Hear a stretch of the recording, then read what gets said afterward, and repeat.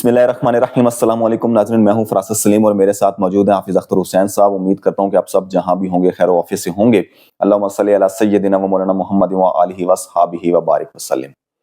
اختر حسین صاحب، کل ہم نے ایک ویڈیو کی جس میں جو اعلامیہ جاری ہوا تھا ریاض میں سعودی عرب میں بات ہوئی تھی رشیا اور امریکہ یوکرین جنگ کے خاتمے کے حوالے سے۔ بالکل آج ہم اس کا دوسرا ایک جو ہے حصہ کرتے ہیں، اس میں یہ پوچھتے ہیں کہ جو مذاکرات کی ٹیبل پر بیٹھے ہیں رشیا اور امریکہ اور سعودی عرب نے اسے ہوسٹ کیا، بالکل تو یوکرین کے بھی تحفظات ہیں، یورپی یونین کے بھی تحفظات ہیں۔ بالکل میں آپ سے آج یہ جاننا چاہوں گا کہ ڈونلڈ ٹرمپ بڑے پر امید ہیں کہ جنگ کا خاتمہ ہوگا اور رشیا جو ہے وہ بھی چاہتا ہے، تو ڈی ریل کرنے کے حوالے سے یہ کیا سٹیپ لے سکتے ہیں یوکرین، یورپی یونین، کیونکہ ان کا اتنے انہوں نے اربوں ڈالر انویسٹ کر دیے یوکرین میں بائیڈن کے دور حکومت میں، اور انہیں یقین تھا کہ بائیڈن نہیں تو کیملا ہیرس جو ہیں وہ آئیں گی تو وہ اسی کے پھر اس کو لے کر چلیں گی جو ان کی پالیسی ہے، لیکن وہ سارا الٹ ہو گیا اور سارے ان کے خواب جو ہیں وہ ادھورے رہ گئے۔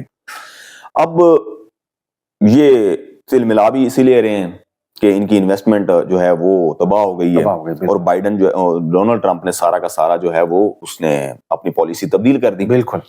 تو اب کیا سٹیپ لے سکتے ہیں، اور آیا ان کی کیا ایسی وقت ہے، ایسی حیثیت رکھتے ہیں یورپی یونین اور یوکرین کہ یہ جو معاہدہ ہونے جا رہا ہے ایگریمنٹ امن کا، اس میں کوئی ڈی ریل کر سکیں اس کو؟ شکریہ فراست۔ سب سے پہلے تو یہ کہ ہمارے جو ویورز ہیں ان کو مطلب یہ جاننا بہت ضروری ہے کہ یہ جو یورپی یونین ہے بیسیکلی یہ امریکی پروجیکٹ ہے، ڈیپ اسٹیٹ کا پروجیکٹ ہے، ٹھیک ہو گیا، اور جتنے ایلیٹس ہیں وہ سارے کے سارے نوکر ہیں ڈیپ اسٹیٹ کے، مطلب جو لیڈر ہیں ان کے، بالکل ٹھیک ہو گیا۔ ایک لیڈر ایک جاتا ہے دوسرا آتا ہے، اور یہ ان الیکٹڈ بیوروکریٹس ہیں، ان الیکٹڈ، اور ان کے پاس جو برسلز میں ان کا جو پارلیمنٹ ہے، ان کی جو پارلیمنٹ ہے بیسیکلی یہ سارے کنٹرول کرتے ہیں پورے 26 ممالک کو۔ صحیح۔ تو ٹرمپ بالکل ایک الگ شے ہے، ایک الگ، کیونکہ اس نے ان کو ان کی انویسٹمنٹ یہاں نہیں ہے، وہ تو کچھ اور جا رہے ہیں۔ تو ٹرمپ تو یہ چاہتے ہیں نا کہ جو $36 ٹریلین کا قرضہ امریکہ کے اوپر چڑھ گیا ہے وہ اس کو ختم کرنا چاہ رہے، وہ ڈیلز کرنا چاہ رہے، وہ بزنس کرنا چاہتے ہیں، بزنس مین ہے، بالکل ٹھیک۔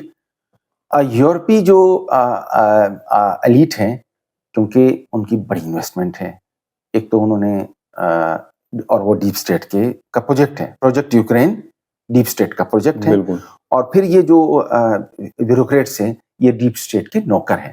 تو جیسے ہم نے پچھلے پروگرام میں کہا تھا کہ ٹرمپ نے بیسیکلی ان کے جو بالکل کہتے ہیں نا ان کی جڑ پہ وار کیا ہے وہ یو ایس ایڈ ہے، اور وہ آپ نے دیکھا، تو اسی لیے وہ ایلیٹ جو ہے وہ تل ملائے ہوئے۔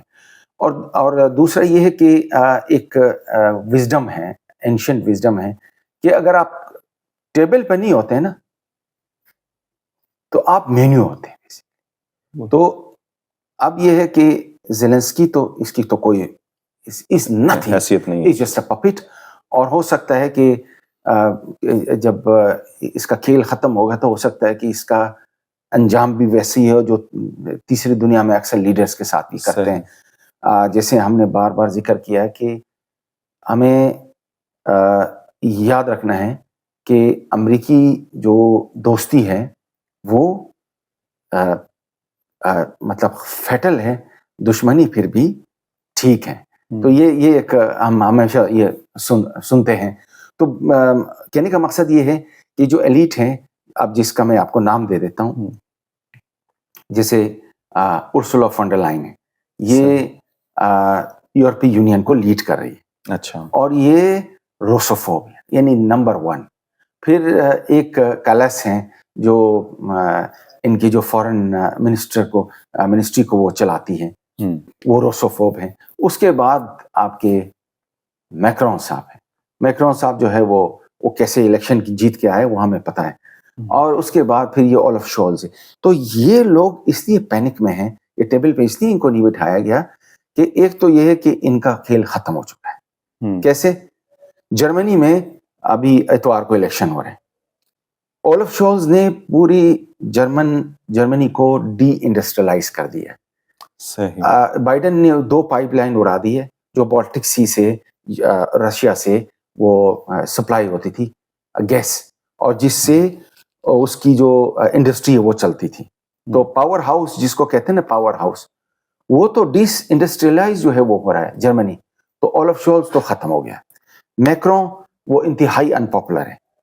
اور فرانس جو ہے ریولوشنز کا گڑھ ہے, وہاں پہ ریولوشنز آتے ہیں. تو میکرون کا کھیل بھی ختم ہو گیا. یورپی جو پروجیکٹ ہے آپ نے دیکھا یہ بھی ڈسمنٹل ہوگا. اب جو لوگ آئیں گے ٹرمپ اب ان کے ذریعے ان کے سکرو ٹائٹ کرے گا. جو نیشنلسٹ لیڈر اب یہ آئیں گے, جیسے اے ایف ڈی ہے وہ جرمنی میں وہ پارٹی ہے جو اینٹی اسٹیبلشمنٹ ہے. تو اسی طرح فرانس کے اندر بھی جلد مطلب یہ کہ میکرون کا کھیل ختم ہو گیا. تو اب یہ ہے کہ آپ نے کہا کہ یہ سیبوٹاج کریں گے, یہ نہیں کر پائیں گے کیونکہ ٹرمپ جو ہے وہ اب ان کے بیچ میں بھی درار ڈال کے, آپ نے دیکھا کہ جب یہ بیٹھے تھے پیرس کے اندر, یہ جتنے تھے یہ سارے جس کو جونیس, تو یہ آپس میں ان کا اختلاف ہو گیا. اور جو سب سے بڑا رسوخ مارکو روبیو نے یہ بھی سٹیٹمنٹ دی, مارکو روبیو نے نائب جو پریزیڈنٹ ہیں امریکہ کے, انہوں نے کہا کہ ہمارے اندر جو ہے نا خطرہ موجود ہے یورپی یونین کے اندر جو ہے وہ ایگزیکٹلی. تو جو سب سے بڑا رسوفوب ہے وہ ہے کیئر سٹارمر جو یو کے پرائم منسٹر ہے. اور یو کے کی جو اسٹیبلشمنٹ ہے مطلب وہ تو ان کا تو کوئی مطلب ابھی حساب نہیں ہے جس حد تک وہ اینٹی رشیا گئے ہوئے, مطلب وہ ریٹریٹ کرنا ان کے لیے ناممکن ہو گیا ہے. صحیح. لیکن کیونکہ وہ بھی دم چھلنے ہیں اس کے امریکہ کے. صحیح. تو اب یہ ہے کہ ٹرمپ ان کے سکرو ٹائٹ کرے گا اور اس کے بعد یہ آگے یہ ڈیل کو ڈیریل نہیں کر پائیں گے یہ بھی, اور کیونکہ اب ان کا کھیل ختم ہو گیا ہے. تو ٹرمپ آگے بڑھے گا, ٹرمپ وہی کرے گا جو امریکہ کے لیے بیسٹ ہے. ٹھیک ہو گیا. اب اسی سے جڑا ایک اور سوال میں آپ سے کرتا ہوں کہ بائیڈن دور میں رشیا کے اوپر 25,000 کے قریب جو ہے نا وہ سینکشنز لگ گئیں. بالکل.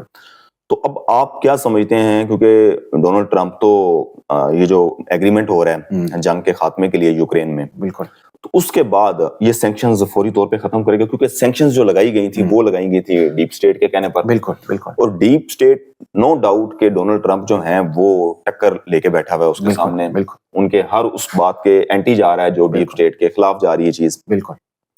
تو ڈونلڈ ٹرمپ کے لیے کیا کیسے ممکن ہے کہ وہ 25,000 سینکشنز جو ہیں وہ سب کی سب ختم کر دے یا اس میں سے کچھ سٹیپ لینا شروع کر دے؟